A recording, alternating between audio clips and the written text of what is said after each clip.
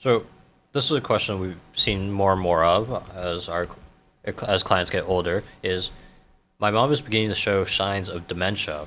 You know, what should I be doing? This is my 36th year in the business. And so I have clients that have faced dementia. I've faced it with them, with their families. I've had dementia that I faced in my own family, an extended family. And so it's a really interesting question altogether. What do you do? And there's a couple of just soft subjects that are tough to deal with because I have dealt with this quite a few times. One of the more difficult scenarios to overcome is when the person that you're dealing with, mom, dad, whoever it might be, doesn't feel like they have dementia. People around them, the kids, they're starting to see it.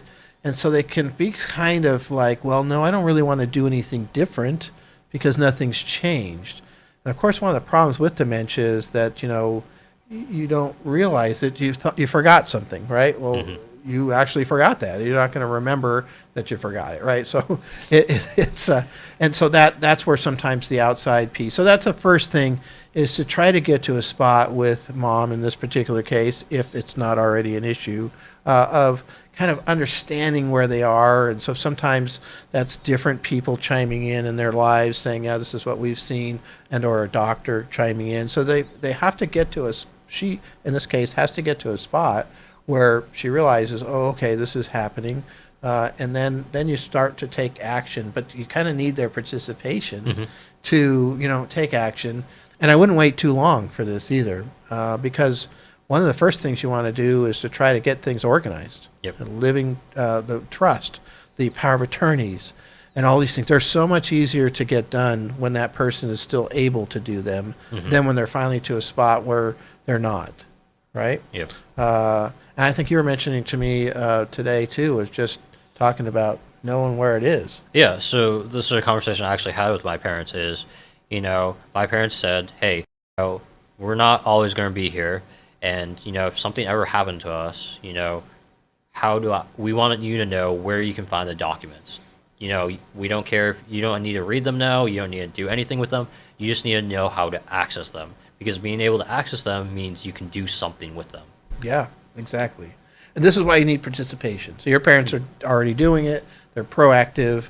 But I've been involved in situations where the parents aren't being proactive. So that's the first goal in that scenario, is to get participation. And then you're exactly right. Where is everything? What do I do here? And there's a lot of levels of what's going to happen with care and what's going to happen with the money. And so the money part, that's where we come in. We'll usually sit down, do a financial plan, and say, okay, let's make some projections for what care could cost, and let's see what happens to that. The tax planning, what do we do with highly appreciated assets? How do we deal with the home if somebody has to move out of the home eventually into a memory care unit? And so there are a whole bunch of different things like that end up becoming a part of the conversation, and because that's sometimes the cost can be a real big issue, right? And so all of a sudden mom finally gets farther down the road, and especially with dementia and Alzheimer's, it's very difficult for you. Let's say I've got my mother, I'm going to work, my mother's at home, she's living with me, that's good, at least I can watch her some, but I'm not able to watch her all the time, and there's different things that can happen and dangers, and that's why they kind of have these memory care units. But then, of course, they've got a huge cost, and how do you pay for that?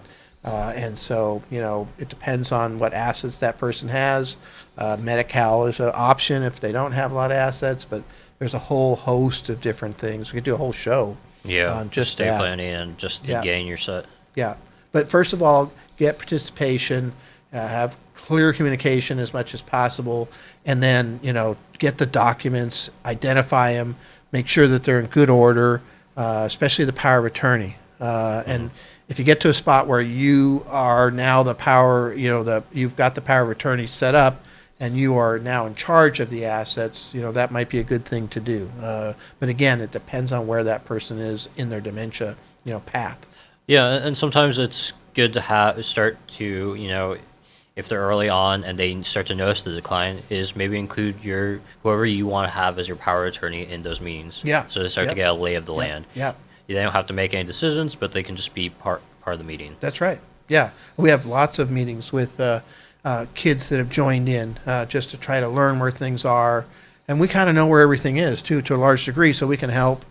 Maybe we're one of the main points of contact because we know about the trust and all these different things. So